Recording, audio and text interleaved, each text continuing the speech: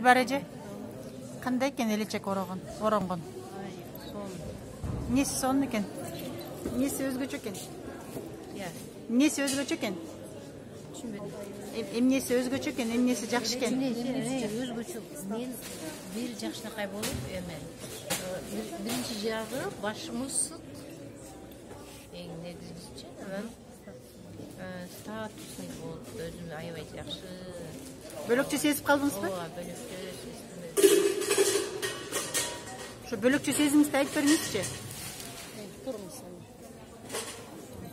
Ай.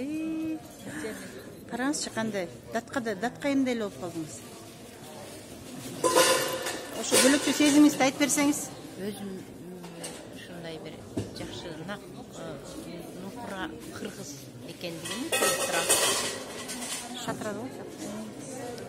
ошо көңүлүм ачык, тоодой.